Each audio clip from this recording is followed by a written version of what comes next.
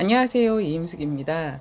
사춘기 청소년 자녀가 지금 어떻게 지내고 있나요? 네, 엄마, 아빠하고 아이가 서로 대화가 좀 잘 통하고 계신가요? 청소년기가 되면 정말 지금까지의 부모 역할과는 완전히 다른 부모 역할이 요구가 되어집니다. 왜냐하면 지금까지 여러 가지 방식으로 아이를 키워왔는데 그게 하나도 먹혀들지 않는다라는 걸 느끼게 되시고 점점 더 부모의 말을 듣지 않는 아이를 보면서 굉장히 속상하시고 좌절감도 느끼고 또 아이의 인생이 저러다가 혹시 망가지지는 않을까? 남들만큼 훌륭하게 성장하지 못하는 건 아닐까 하는 불안감에 부모님이 정말 견디기 힘들어지는 시기이기도 합니다. 자, 혹시라도 그렇게 생각되신다면요. 사실은 감정에 매몰되어 버리시면 더 분노를 폭발하거나 아이를 잡게 돼요. 그런데 사춘기 자녀를 대상으로 그런 방식의 육아를 계속하다가는 정말 위험한 일이 벌어질 수도 있습니다. 그래서요, 지금 현재 우리 아이의 심리 상태는 사실은 좀 천차만별일 거예요. 뭐 약간 스트레스를 받는 정도면 정말 감사하겠지만 되게 그동안의 아픔, 상처, 원망, 분노가 너무 커서 지금 심리적인 상황이 되게 어려워진 경우도 있어요. 그래서 일단 첫 번째로 나타나는 게 아이들이 우울하고 무기력해지거나 아니면 짜증을 굉장히 많이 내는 방식으로 시작이 되어서 나중에는 학교도 가지 않겠다고 등교하지 않겠다라는 말을 들으면 부모님은 너무 가슴이 철렁하시잖아요.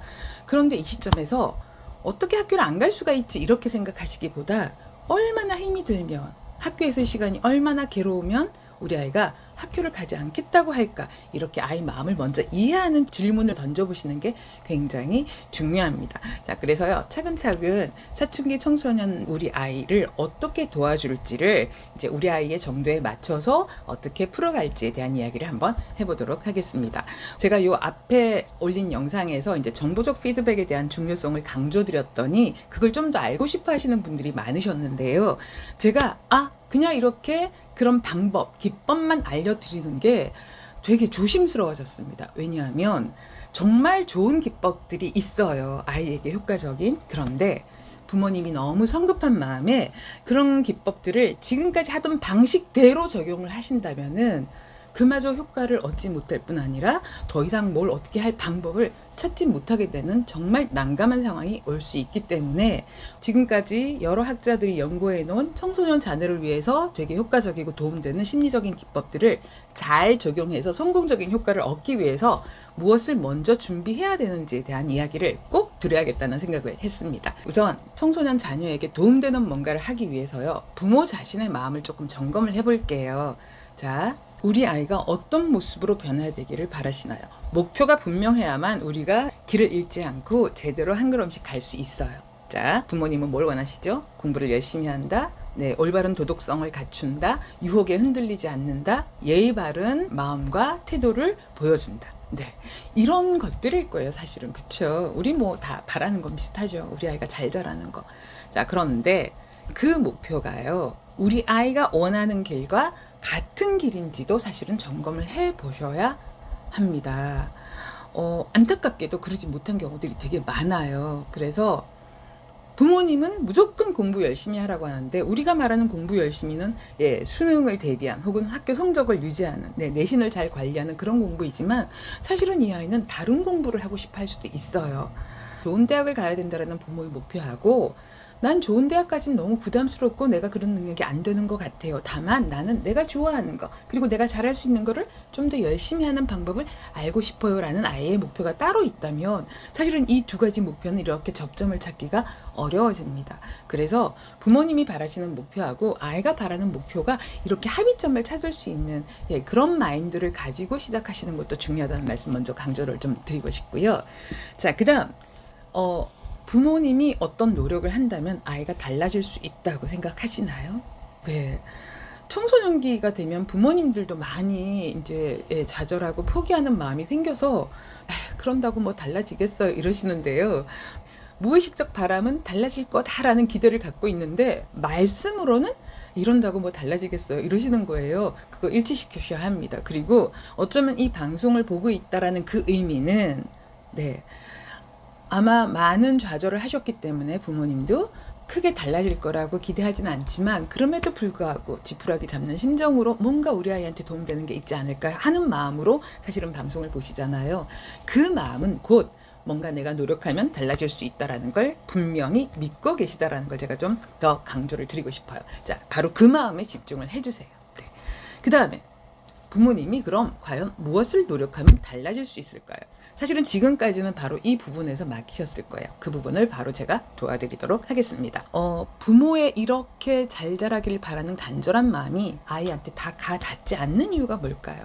우리의 잔소리 한마디는 정말 피가 되고 살이 되고 아이가 잘 성장할 수 있도록 도와주는 말만 골라서 하시잖아요. 일찍 일어나라, 숙제 열심히 해야 된다, 스마트폰 게임 그만해라, 영상 그만 봐라. 다 피가 되고 살이 되는 말이죠. 그대로만 따라한다면 우리 아이가 열심히 정말 잘 성장할 건데 왜 그 간절한 부모의 마음이 와닿지 않을까? 네, 그 이유는요, 바로 관계에 있습니다. 자, 관계가 사실은 모든 긍정적인 영향을 주는 가장 중요하고도 첫 번째 중요 조건이에요. 관계가 나쁜 사람에게 난 단 한마디의 충고도 받아들이고 싶지 않은 게 사람 마음이죠. 특히나 감성적으로 예민해져 있는 청소년기에는요, 내가 별로 좋아하지 않는, 기분 나쁜 사람에게서 뭔가 한마디 들었어. 내가 하려고 했던 것조차 하기 싫어서요. 내가 하려고 했던 거를 그 사람이 한마디 충고를 보태면요, 분명히 내가 하려고 했고 내가 좋아하던 것조차도 하기 싫어지는 그런 거부감과 반항심만 올라온다는 걸 정말 우리는 이미 알고 있죠. 그래서 우선 청소년 자녀가 긍정적으로 변하기를 바라신다면 관계를 좋게 해야 된다는 게 가장 중요하다는 거 기억하시고요. 자, 그렇다면은요, 관계를 한번 점검을 해볼게요. 자, 우리 아이가 나의 말을 듣나요? 안 들어서 속 터지신다면요, 관계가 이미 나빠졌다라는 신호입니다. 자, 두 번째, 우리 아이가 나하고 함께 웃나요? 네. 같은 시간 같은 공간에서 동시에 뭔가 웃긴 걸 보고서는 빵 터졌다고 해서 함께 웃는 건 아니에요. 그렇잖아요. 우리 왜 부부싸움 했을 때 그냥 거실에 이렇게 따로따로 앉아 있을 수 있습니다. 그리고 개그 프로그램을 보다가 우연히 빵 하고 둘이 동시에 터질 수 있어. 이거 함께 웃은 건가요? 아니에요. 웃고 나면 뭐예요? 교감이 안 되는 거예요. 그쵸? 함께 웃는다라는 건 서로 짝짝꿍하고 저 사람이 웃긴다, 나는 이런 게 참 좋다, 너는 이런 게 좋구나, 이렇게 주거니 받거니 서로 소통하는 대화가 있을 때 함께 웃는다라고 우리가 할 수 있는 거죠. 아니면 말을 굳이 안 해도 이렇게 손을 잡으면서 진짜 재밌다, 그냥 이 정도만 해도 진짜 함께 웃는다고 할 수 있습니다. 우리 아이하고 함께 웃은 적이 언제이신가요? 네. 그리고 또 부모는 아이를 항상 쓰담쓰담 해주고 싶은 마음이 정말 간절하죠. 그런데 아마 초등학교 3, 4학년 정도부터 엄마가 등을 다독다독, 아빠가 등을 툭툭 한번 하면 아우 됐거든요 하고 이렇게 밀쳐내기 시작했다면 우리 아이는 나하고의 스킨십을, 부모의 스킨십을 거부하고 있는 거예요. 이 또한 관계가 나빠졌다는 굉장히 중요한 신호이고요. 더더욱 중요한 한 가지가 있습니다. 자녀의, 우리 아이의 의논 상대자로 고용되어 계십니까? 그러니까 우리 학교 갔다 오는 아이가 뭔가 어깨가 축 처져 있고 시무룩하거나 표정이 되게 우울해 보여요. 그럼 우리도 가슴이 덜컥 내려앉아서 아이에게 묻습니다. 왜 그래? 무슨 일이야? 네. 그럴 때 아이가 아니에요. 별일 없어요. 아, 상관하지 마세요. 아, 몰라요. 됐어요. 이렇게 짜증을 낸다면 부모님은 자녀의 의논 상대자 역할에서는 이미 잘리신 거예요. 그것도 모르고 계속 우리가 들이대는 꼴이 돼요. 그러니까 우리 아이가 나를 의논 상대자로 생각한다면 엄마, 수학을 아무리 공부해도 이 단어는 이해가 안 돼요. 나 어떻게 해야 될지 모르겠어.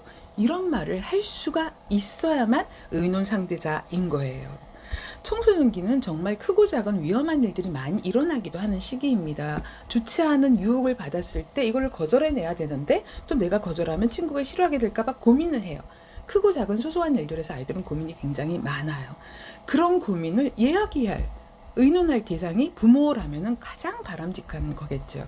하지만 이미 몰라요, 됐어요, 싫어요, 그냥요, 이런 말만 계속하고 있었다면 나는, 부모인 나는 우리 아이의 의논 상대자 역할에서는 이미 해고가 되었구나, 이렇게 깨달으셔야 합니다. 자, 만일에 이렇게 의논 상대자 역할에서 해고가 되었다면 이제부터 뭘 어떻게 해야 되죠?